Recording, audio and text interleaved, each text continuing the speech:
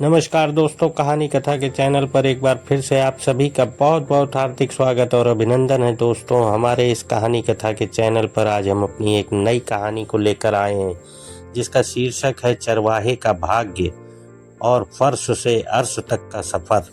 सीधे अपनी कहानी पर आते हैं दोस्तों। धनी सेठ अपनी पत्नी और अपने नौकर रतन के साथ दूसरे राज्य से व्यापार करके अपने घर की तरफ आ रहा था। धनी सेठ एक बहुत बड़ा व्यापारी था। धनी सेठ अपने नौकर रतन से बोला, रतन, शाम होने वाली है, कुछ देर के लिए हम अपना पड़ाव सामने नदी के किनारे डालेंगे। जैसी आपकी आज्ञा। कुछ ही देर में रतन ने नदी के किनारे तंबू गाड़ दिया। केशव अपनी पत्नी विनीता के साथ जंगल का दृश्य देखते हुए बोला, हाँ तो विनीता, रास्ते में हम लोग किस विषय पर बात कर रहे थे? अपने पति की बात सुनकर विनीता मुस्कुराते हुए बोली, आप बता रहे थे कि ऊंचे वंश और परिवार में जन्म लेने वाला बालक ही बड़ा विद्वान बनता है, ना कि गरीब परिवार में जन्म लेने वाला। हाँ, मैं अपनी बात पर अभी भी कायम हूँ। इतना बोलकर धनी सेठ उंगली से एक चरवाहे बच्चे की ओर इशारा करते हुए बोला। अपनी पत्नी विनीता से बोला, बिल्कुल ठीक उस चरवाहे के लड़के की तरह देखो, वह जीवन भर बकरियां ही चराता रहेगा। बड़ा आदमी किसे कहते हैं ये उसके पूर्वजों को भी नहीं पता होगा और ना ही आने वाली पीढ़ियां कभी जान पाएंगी। लेकिन मैं इस बात को नहीं मानती। मेरा भी यही मानना है कि इंसान जन्म से नहीं बल्कि संस्कारों और अच्छी सीख से विद्वान और बड़ा आदमी बनता है, और इससे अमीर परिवार और गरीब परिवार का दूर दूर तक कोई लेना देना नहीं। यह सुनकर धनी क्रोधित होता हुआ बोला, तो इसका मतलब तुम यह कहना चाहती हो कि मेरा अनुभव गलत है? पत्नी बोली, आपका अनुभव ही नहीं, आपकी सोच भी गलत है। गौर से उस चरवाहे को देखिए। मेरा दावा है, अगर उसे अच्छे संस्कार और अच्छी सीख मिली तो बड़े होकर वह बहुत बड़ा आदमी बन सकता है। इतना बड़ा कि आप जैसा बड़ा व्यापारी भी अपनी पगड़ी उसके पैरों पर रख सकता है। तुम्हारी हिम्मत कैसे हुई? विनीता अपने पति की सोच को गलत कहने की, क्योंकि मेरे पति ने मुझे यही सिखाया था कि जिस इंसान के अंदर गलत को गलत और सही को सही कहने की हिम्मत नहीं होती, उसे मनुष्य कहलाने का कोई अधिकार नहीं होता। अपनी पत्नी की बात सुनकर धनी सेठ बुरी तरह से आग बबूला होता हुआ बोला, मेरी बात गौर से सुनो रुक्मणी, अपनी शक्ल लेकर यहाँ से चली जाओ और अपना मुंह तभी दिखाना जब तुम अपनी बात सिद्ध कर देना, और मैं जानता हूँ तुम अपनी बात कभी सिद्ध नहीं कर सकती। अरे, मैं चरवाहे के सामने अपनी पगड़ी रखूंगा? नामुमकिन। यह चरवाहा हमेशा गरीब का गरीब ही रहेगा। यह जीवन भर बकरियां ही चराता रहेगा।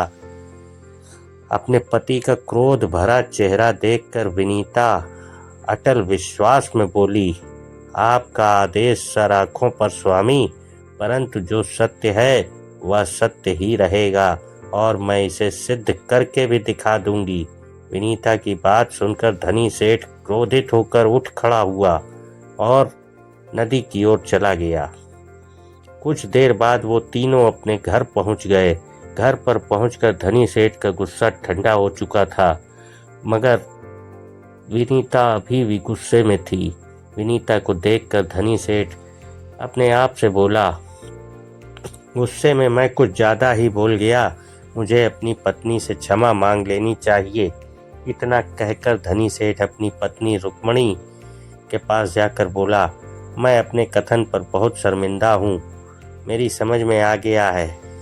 अपने पति की बात सुनकर विनीता मुस्कुराते हुए बोली, स्वामी, मुंह से निकली बात और कमान से निकला हुआ तीर कभी भी वापस नहीं आता।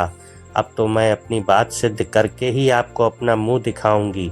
इतना बोलकर विनीता अपने नौकर रतन से बोली, तुम मेरा साथ दोगे या अपने मालिक का साथ दोगे?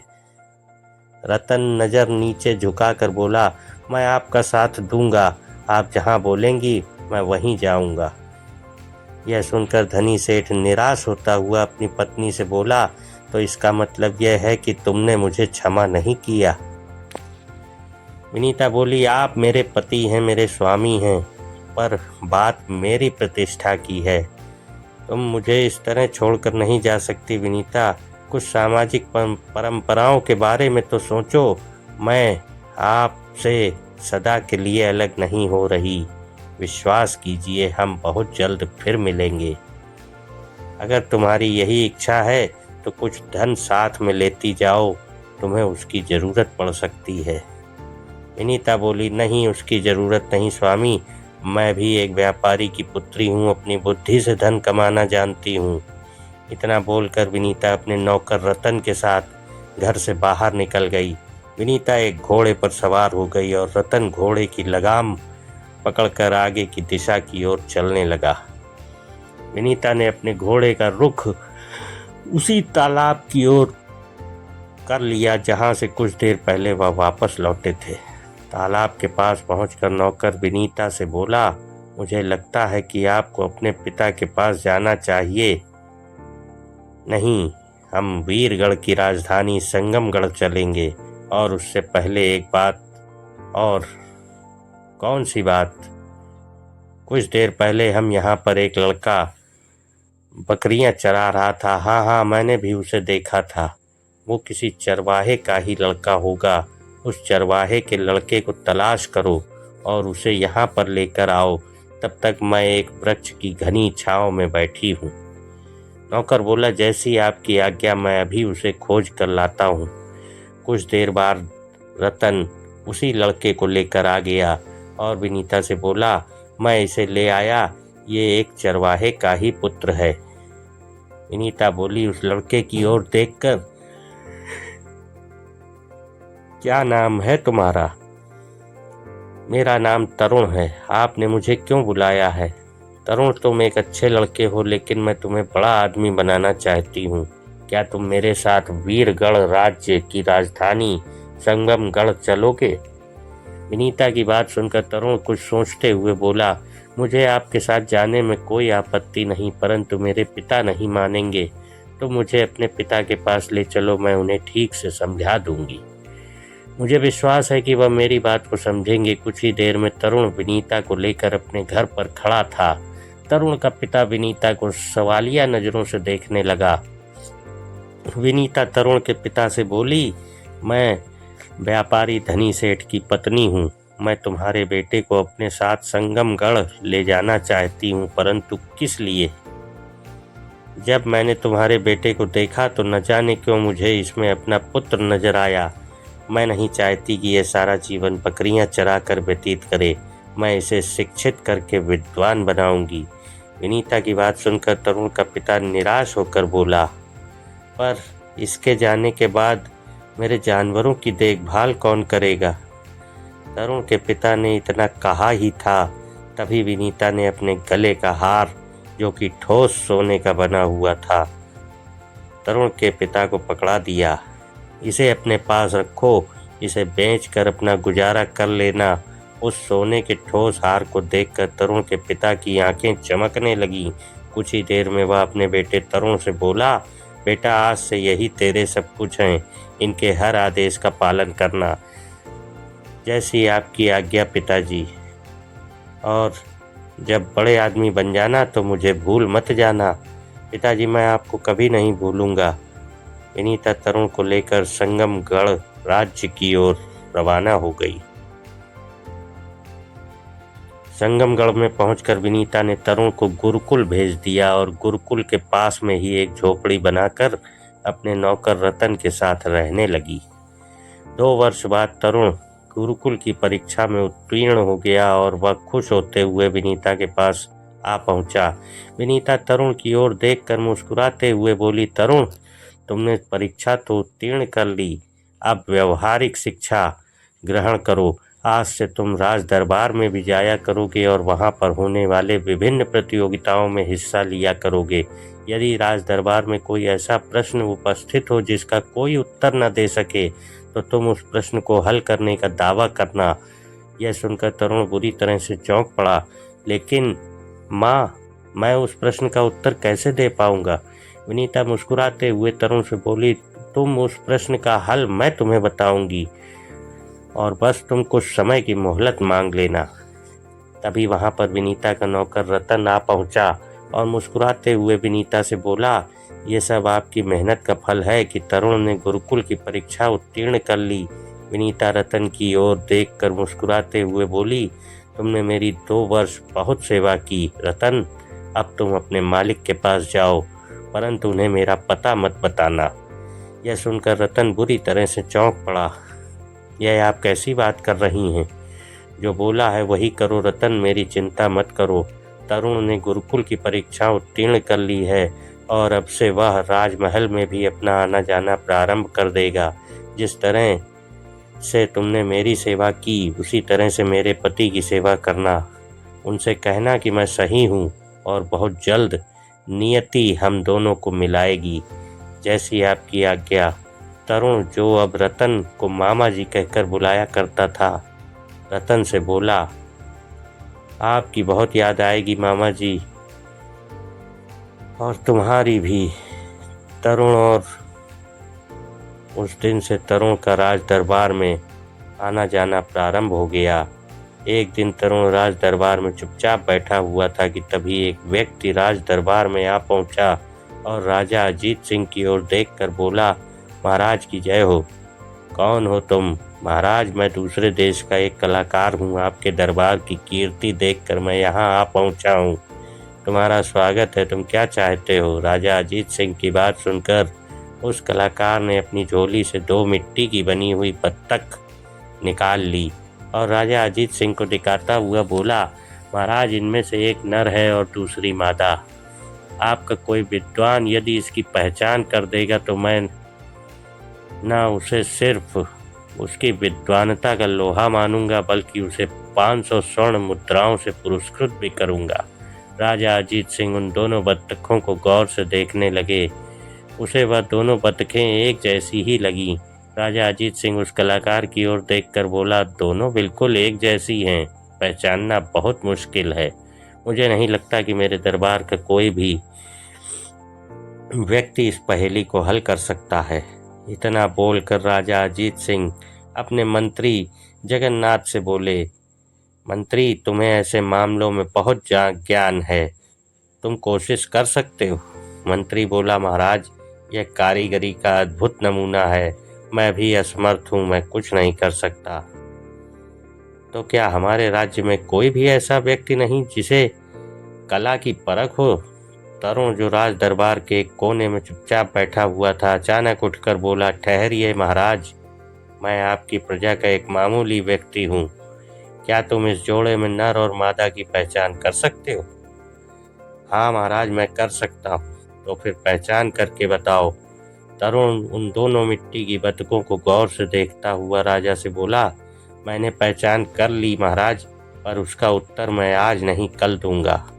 तरुण की बात सुनकर कलाकार राजा से बोला, ठीक है महाराज, मैं कल तक की प्रतीक्षा कर लूंगा, लेकिन मेरी एक शर्त है। यदि यह कल तक पहचान न कर सका तो इसे हर जाने के तौर पर उल्टा मुझे 500 स्वर्ण मुद्राएं देनी होंगी। मुझे स्वीकार है। इतना बोलकर तरुण महल से बाहर निकल गया और रात में सारी घटना विनीता को बताता हुआ बोला, वो दोनों बतखी बिल्कुल एक जैसी हैं। तुमने बहुत अच्छा किया तरुण, उनकी पहचान करना बहुत आसान है। परंतु वो कैसे? विनीता कान में तरुण को कुछ बताने लगी। अगले दिन तरुण दरबार में पहुंचकर राजा से बोला, महाराज, वो दोनों बतखें मुझे दे दीजिए। कलाकार ने तुरंत वह दोनों बतखें तरुण के हाथों में पकड़ा दी। तरुण उन दोनों बतखों को गौर से देखकर एक बतख की ओर देखकर बोला, धागा बीच में ही अटक गया, इसका मतलब यह नर है। और दूसरी बतख के कान में धागा पिरोया गया है और धागा कान के आर पार हो गया है, इसका मतलब यह मादा है। महाराज, इनमें से मेरे दाएं हाथ वाली बतख मादा है और बाएं हाथ वाला नर है। राजा कलाकार से बोला, क्या तरुण ने जो बताया वह सच है? कलाकार बुरी तरह से चौंकता हुआ बोला, महाराज, बिल्कुल सत्य है। मैंने दोनों में इतना ही फर्क रखा था और इसे इस नौजवान ने पहचान लिया। तुम शर्त जीत गए तरुण, मेरी तरफ से 500 स्वर्ण मुद्राओं का पुरस्कार ग्रहण करो। तरुण ने 500 स्वर्ण मुद्राओं की पोटली पकड़ ली। राजा तरुण से बोला, हमें बताओ तुमने बतखों में फर्क कैसे किया। तरुण बोला, महाराज धारणा है कि परिंदों में मादा के कान के छेद खुले रहते हैं। कलाकार ने शायद इसी धारणा के अंतर्गत ही जोड़ा बनाया था, जिससे मैंने अनुमान से पहचान कर लिया। राजा अजीत सिंह कलाकार से बोला, क्यों कलाकार, कैसी बात थी, सही बात है। कलाकार बोला, महाराज मैंने इसी धारणा के अंतर्गत दोनों नमूने तैयार किए थे। यह सुनकर राजा हंसता हुआ तरुण से बोला, तरुण तुमने हमारा सर गर्व से ऊंचा कर दिया। हमें तुम पर गर्व है, मांगो क्या मांगते हो, हम तुम्हारी एक इच्छा जरूर पूरी करेंगे। महाराज समय आने पर मांगूंगा, अभी तो बस मेरी विनती यही है कि मुझे राज दरबार में बेरोक टोक आने जाने का आज्ञा प्रदान की जाए। तुम्हें आज्ञा दी जाती है। समय ऐसे ही बीतने लगा। धीरे धीरे इस बात को 5 वर्ष बीत गए। तरुण अब एक युवक बन चुका था और एक दिन राजा तरुण के साथ अपने बगीचे में खड़ा हुआ था कि तभी वही कलाकार 2 घोड़े लेकर फिर से आ पहुंचा और राजा से बोला, महाराज मैं वही कलाकार हूं जो पिछली बार आपके यहाँ अपनी शर्त हार कर लौट गया था। राजा हंसते हुए उससे बोला, इस बार क्या नई शर्त लेकर आए हो। महाराज मेरे पास यह 2 घोड़ियां हैं। यह जोड़ा बिल्कुल एक जैसा है। इनमें से एक घोड़ी है और दूसरी घोड़ी की माँ है। पहचान करिए कौन माँ है और कौन बेटी। शर्त पहले वाली है। राजा उन दोनों घोड़ियों को गौर से देखता हुआ बोला, इसमें तो रत्ती भर का भी फर्क नहीं दिख रहा। इतना बोलकर राजा तरुण से बोला, क्या तुम भी पहचान करने में असमर्थ हो तरुण। तरुण बोला, नहीं महाराज, मैं तो बस आपके आदेश की प्रतीक्षा कर रहा था। महाराज मैं दोनों घोड़ियों का अच्छी तरह से निरीक्षण करना चाहता हूँ। प्रार्थना है कि आज रात मुझे दोनों घोड़ियों को घर ले जाने दिया जाए। यह सुनकर वह कलाकार बोला, मुझे कोई एतराज नहीं महाराज। यह चाहे तो शौक से दोनों घोड़ियों को आज रात अपने घर पर ले जा सकता है। तरुण उसी रात उन दोनों घोड़ियों को अपने घर पर ले गया और सारी घटना विनीता को बताता हुआ बोला, अब मैं इनमें से कैसे पहचान करूं कि कौन माँ है और कौन बेटी। यह सुनकर विनीता मुस्कुराते हुए बोली, बहुत आसान है इनकी पहचान करना, इधर कान लाओ। विनीता तरुण को कान में फिर से कुछ बताने लगी। अगले दिन तरुण उन दोनों घोड़ियों को राजा के दरबार में लेकर पहुंच गया और बोला, मैं परीक्षा के लिए तैयार हूं महाराज, परंतु पहले यहाँ पर जल का इंतजाम किया जाए। मैंने रात भर दोनों घोड़ियों को प्यासा रखा है। यह दोनों घोड़ी बेचारी प्यासी हैं। राजा ने तुरंत वहाँ पर जल का इंतजाम करवा दिया। तरुण ने जैसे ही उन दोनों घोड़ियों को छोड़ा, वह दोनों घोड़ियाँ दौड़ते हुए उस जल के पास चली गईं और एक दूसरे की ओर देखने लगीं। फिर एक घोड़ी चुपचाप पानी पीने लगी। तरुण राजा की ओर देखकर बोला, महाराज जो घोड़ी पानी पी रही है वो बेटी है और जो चुपचाप खड़ी है वो उसकी माँ है। यह सुनकर कलाकार बुरी तरह से चौंक पड़ा। राजा कलाकार से बोला, क्यों कलाकार, क्या आदित्य ने सच कहा है। हाँ महाराज, मैं फिर से शर्त हार गया। इतना बोलकर कलाकार तरुण से बोला, परंतु तुमने इन्हें पहचाना कैसे। बहुत आसान था। हर माँ में अपनी औलाद के प्रति ममता होती है। माँ स्वयं भूखी प्यासी रहकर भी पहले अपनी औलाद का पेट भरती है। यह एक ईश्वरीय नियम है। यह दोनों घोड़ियाँ रात भर से प्यासी थीं। अब जब इन्हें पानी दिया गया तो बेटी माँ को हटाकर खुद पी रही है। माँ के अंदर की ममता का भाव है, इसलिए वह स्वयं प्यासी होते हुए भी पहले बेटी को पानी पीने का मौका दे रही है। यह सुनकर राजमहल में तरुण की तरफ देखने लगे। कलाकार ने फिर से 500 स्वर्ण मुद्राओं की पोटली तरुण को पकड़ा दी। राजा खुश होते हुए तरुण से बोला, तरुण तुमने 2 बार राज्य का सम्मान रखा और पुरस्कार भी जीते, परंतु मेरी इच्छा है कि मैं तीसरा पुरस्कार तुम्हें स्वयं दूंगा। बोलो क्या मांगते हो। धन या राज दरबार में कोई उचित पद। मुझे 1 दिन का समय दीजिए महाराज, मैं कल सोच कर बता दूंगा। तरुण उसी रात सारी घटना विनीता को बताते हुए बोला, महाराज मुझसे प्रसन्न होकर पुरस्कार देना चाहते हैं माँ, अब तुम बताओ मैं उनसे क्या मांगूं? रुक्मणी बहुत गहरी सोच में डूबती हुई आदित्य से बोली, तुम राजा से धन मांगने की बजाय राजा से अधिकार पत्र मांगना। अधिकार पत्र? पर कैसा? यहाँ से कुछ दूर एक नदी है जिस पर एक पुल बना है।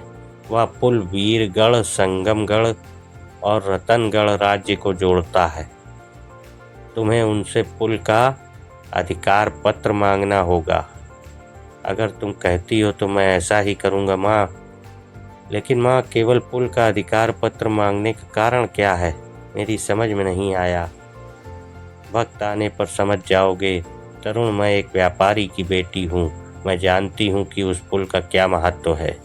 अगले दिन तरुण राजा से बोला, महाराज, मुझे उस पुल का अधिकार पत्र चाहिए जो पुल संगमगढ़, रतनगढ़ और वीरगढ़ राज्य को जोड़ता है। मैं चाहता हूँ कि मैं अब उस पुल से आने जाने वाला कोई भी व्यक्ति या कोई भी बैलगाड़ी या कोई भी घोड़ा मेरी आज्ञा के बिना न गुजर सके। यह सुनकर राजा मुस्कुराते हुए बोला, केवल इतनी सी बात? हमें लगा कि तुम बहुत सारा धन मांगोगे। जाओ, हमने तुम्हें उस पुल का अधिकार दिया।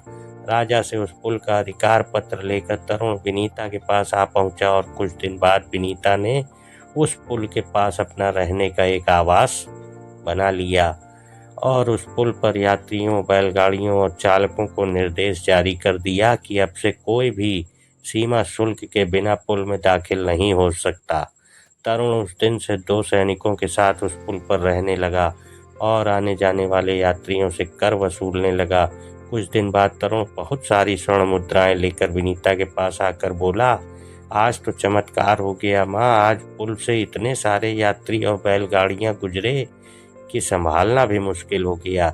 यह रही आज की सारी आमदनी। और एक शुभ सूचना और है माँ। कैसी शुभ सूचना? आज मैंने रतन मामा को संगमगढ़ में देखा। क्या तुमने उनसे बात की? क्या तुमने उन्हें बताया कि अब हम यहाँ रहते हैं? हाँ माँ, मैंने उन्हें बताया और अपना घर भी दिखाया। उन्होंने मुझसे यही कहा कि वो आपसे मिलने अवश्य आएंगे। तरुण ने इतना कहा ही था कि तभी रतन वहां आ पहुंचा। रतन को देखकर विनीता रतन की ओर देखकर बोली, क्या हुआ रतन?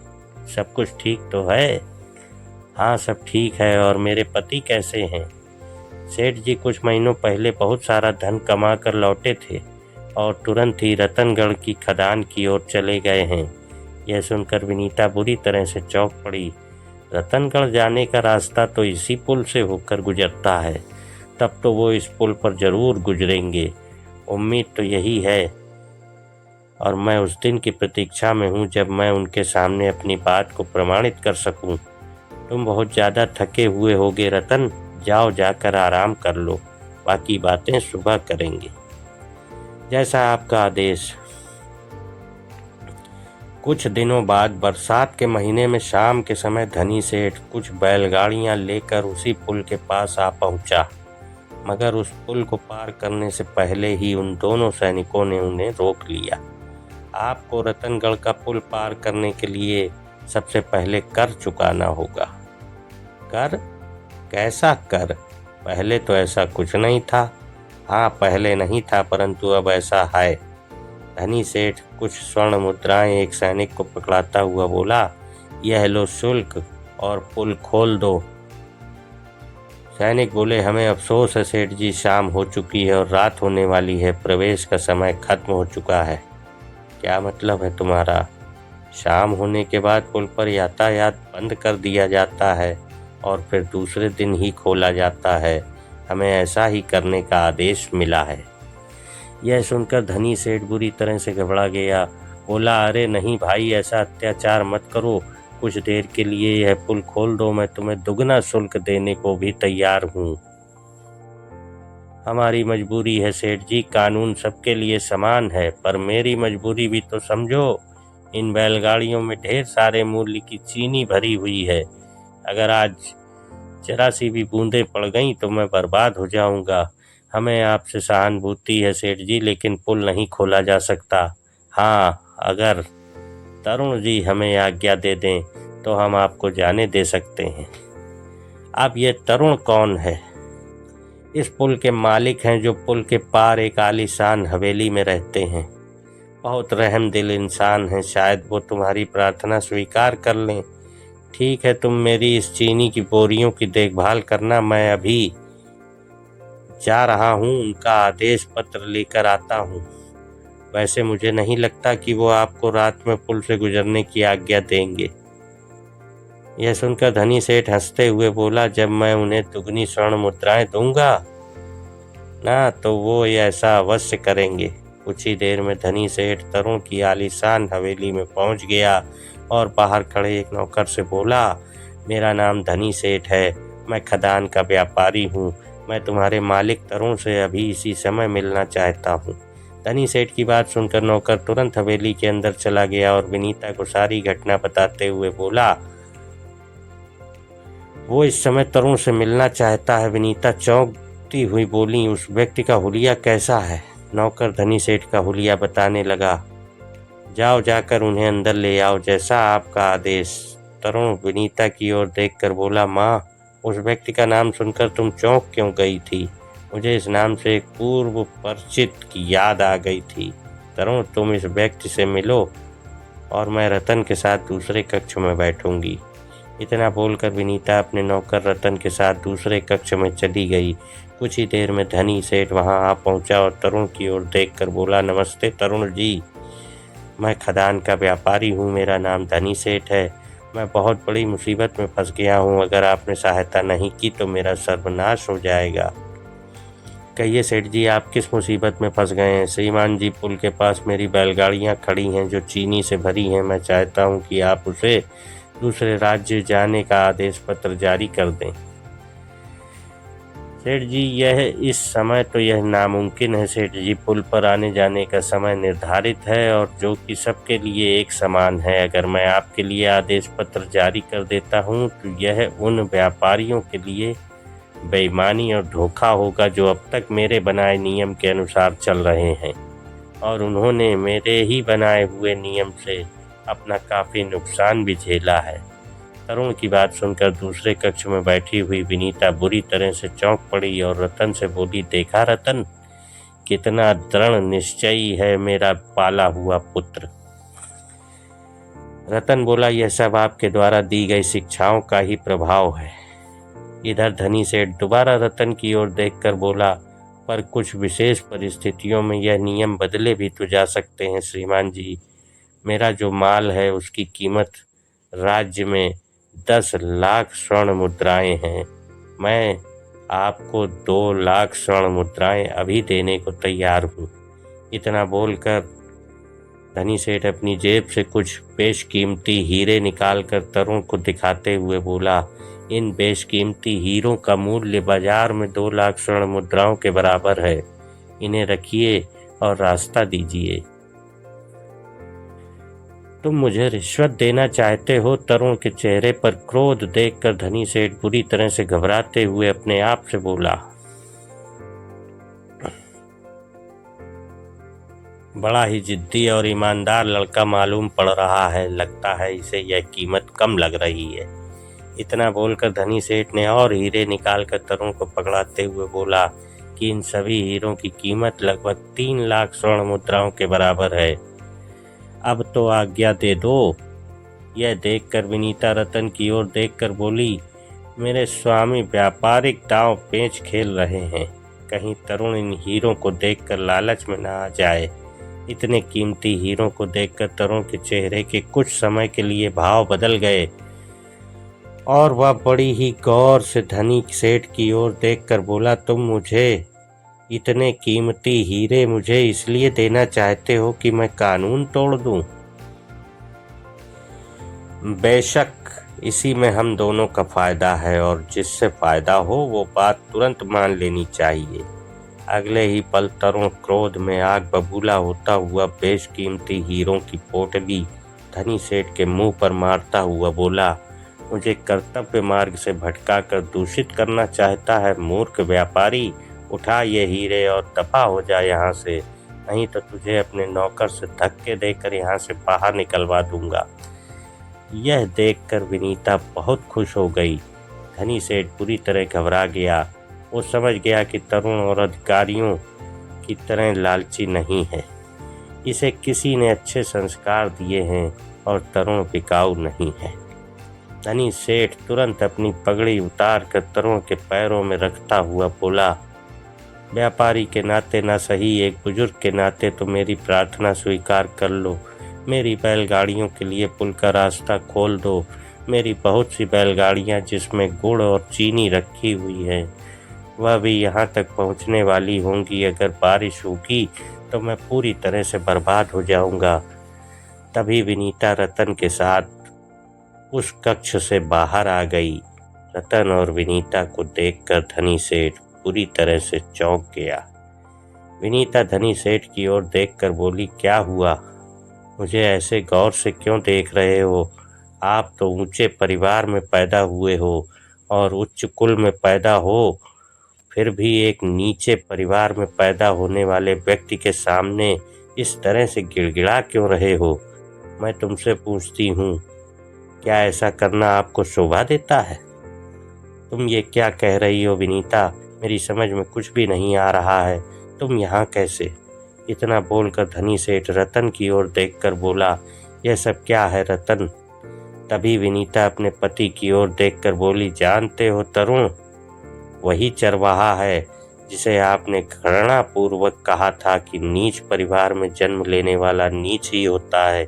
ये कभी बड़ा आदमी नहीं बन सकता और ना इसकी आने वाली पीढ़ियां कभी जान पाएंगी कि बुद्धिमान क्या होता है और बड़ा आदमी क्या होता है। यह नामुमकिन है। नहीं, यह सत्य है। अगर विश्वास ना हो तो रतन से पूछ लो। धनी सेठ रतन से बोला, क्या यह सच है? हाँ, यह सच है।